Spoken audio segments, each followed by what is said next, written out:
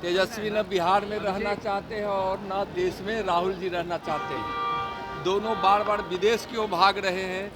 अब तो ही बताएंगे, उसमें हम क्या बताएंगे। और तेजस्वी का इस तरह बोलना कहीं न कहीं और साबित करता है कि तेजस्वी अब राजनीति में इतने हताश हो गए, इतने निराश हो गए हैं कि अब उनके अंदर राजनीति करने का भी कोई हौसला या कोई कहीं से उनके मन में कोई इरादा नहीं रहा।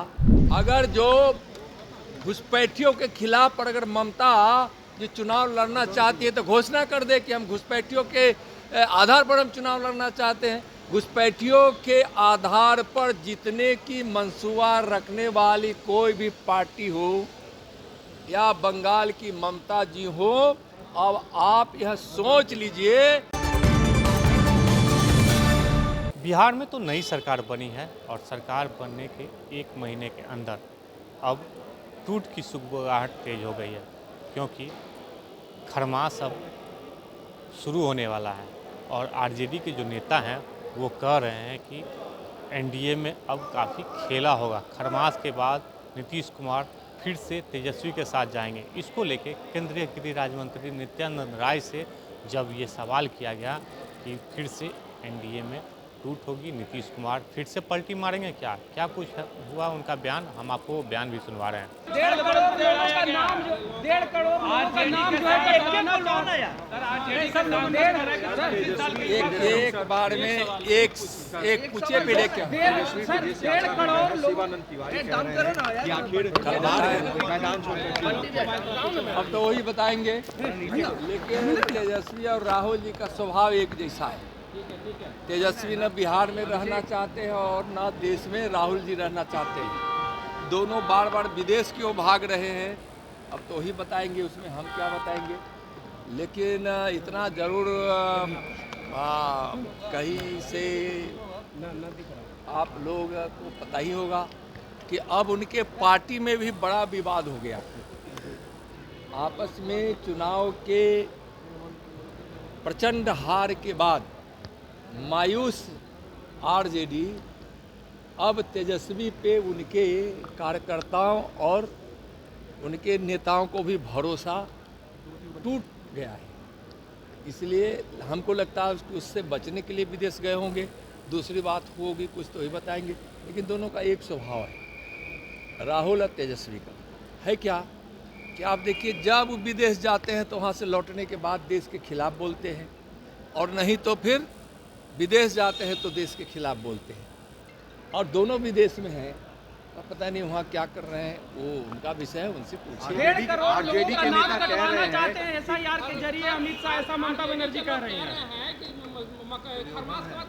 खेला होगा इतनी परसेंट। कौन कर रहे हैं? आरजेडी के लोग अभी भी उम्मीद लगा खेला नीतीश कुमार फिर पलटी मारेंगे। उम्मीद अभी भी है उन लोगों को। एक बार और पलटी मार देखिए, मैं बताता हूँ, बिहार में एनडीए अपने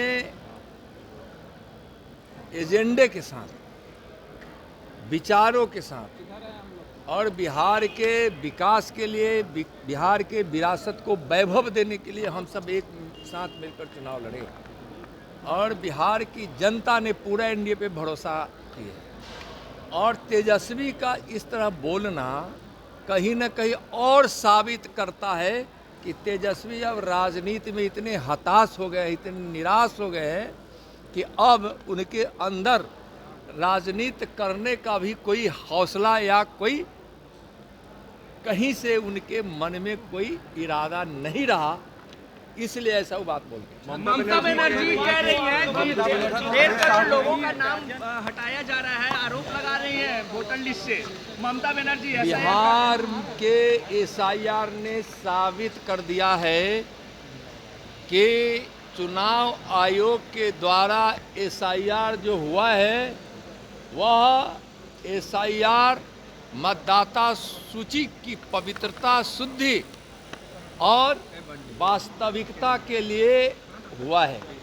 इसलिए कि एसआईआर के माध्यम से जो यहाँ मतदाता सूची का जो शुद्धिकरण हुआ है उसमें आप देखे होंगे कि आम जनता को कहीं आपत्ति नहीं थी। जिनकी मृत्यु हो गई थी उनका नाम हटना था। जो नए लोग मतदाता सूची में जिनकी उम्र 18 वर्ष की हो गई है उनको जोड़ना था। और वैसे सारे गलत कागजातों के साथ, चाहे वह विदेशी घुसपैठिया हो, चाहे वह बांग्लादेश का हो या रोहिंग्या हो या जो भी हो, वैसे लोगों को महागठबंधन घमटिया गठबंधन के लोग अपने घमंड में अहम में चूर होकर उनको जो बिना बिहार और देश की चिंता परवाह किए हुए वोट के लालच में मतदाता सूची में नाम जो दर्ज करवा दिए थे, तो उनके आधार पर यह चुनाव जीतना चाहते थे। ममता बनर्जी जी भी बंगाल में क्यों उनको तकलीफ हो रहा है? अगर जो घुसपैठियों के खिलाफ पर अगर ममता जो चुनाव लड़ना चाहती है तो घोषणा कर दे कि हम घुसपैठियों के आधार पर हम चुनाव लड़ना चाहते हैं। घुसपैठियों के आधार पर जीतने की मंसूबा रखने वाली कोई भी पार्टी हो या बंगाल की ममता जी हो, अब आप यह सोच लीजिए कि अब इस देश की जनता, युवा, महिला, किसान, मजदूर सब जाग उठे हैं। अब उन लोगों की हकमारी करने वाला किसी भी घुसपैठिए का नाम मतदाता सूची में रहने वाला नहीं है।